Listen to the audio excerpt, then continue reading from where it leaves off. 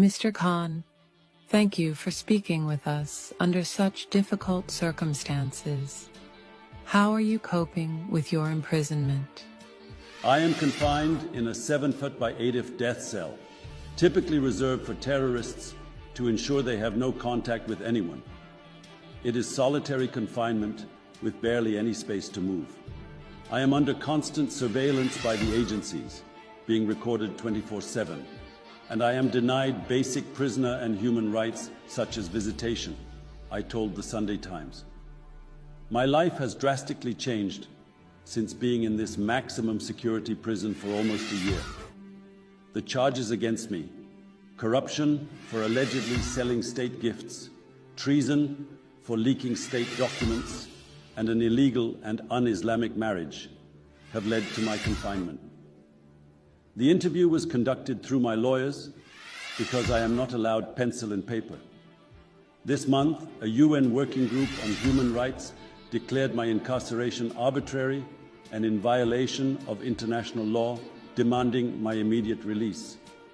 Recent judgments in Pakistan have ruled in my favor.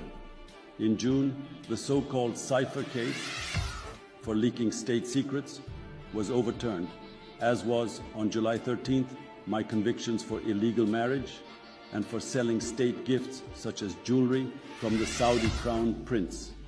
However, I was denied bail by a Lahore court over accusations that I had incited my supporters to riot in May last year after being pushed from power.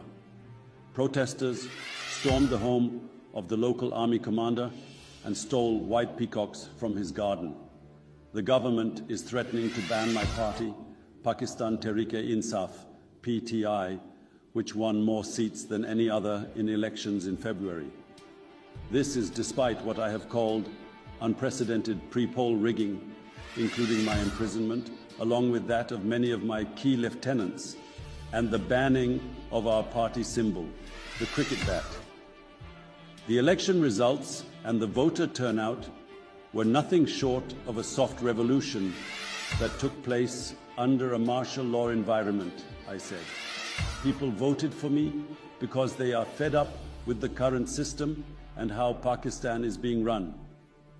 Despite being denied the chance to form a government due to an alliance against me, encouraged by the powerful military, a recent Supreme Court ruling awarded my party more seats. I insist we secured a significant majority of approximately 175 seats, not the 93 that were officially acknowledged after being usurped. Last Monday, Ataullah Tarar, the information minister, declared that the government would bring proceedings in the Supreme Court to ban PTI permanently.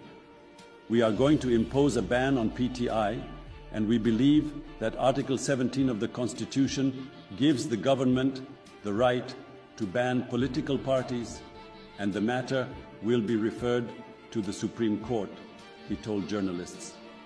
Although Pakistan has spent many years under military rule, no party has been banned, and the US State Department expressed its apprehension.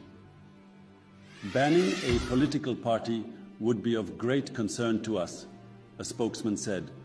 These games are being played to break me and my party, but by the grace of the Almighty, nothing has or will succeed. Zulfikar Bukhari, a friend and advisor, said the threats to ban the party were a sign of panic. The establishment is panicking. This was a knee-jerk reaction to our back-to-back victories in court. Every day I am in prison under their fascist politics. I become more popular, he added. I'm more popular now than in the last 30 years in politics. Bukhari, himself in exile, like many other PTI members, will speak in the House of Lords on the erosion of democracy in Pakistan. The session, arranged by Lord Hannan of Kingsclere and Naz Shah, the MP for Bradford West, will discuss the opinion issued this month by the UN Working Group on arbitrary detention, which called for my immediate release with compensation. This decision echoes what we have been saying for over a year. As an aside, I was the first to advocate for third umpires in cricket because I always believed it would make the game fairer. With this independent opinion, it's no longer about taking my word for it, nor my party's word, or the government's.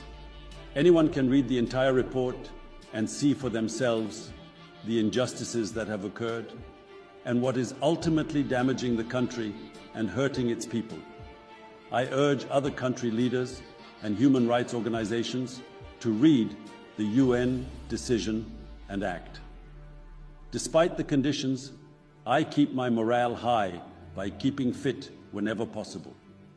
I engage in whatever physical exercises I can and read extensively, I said.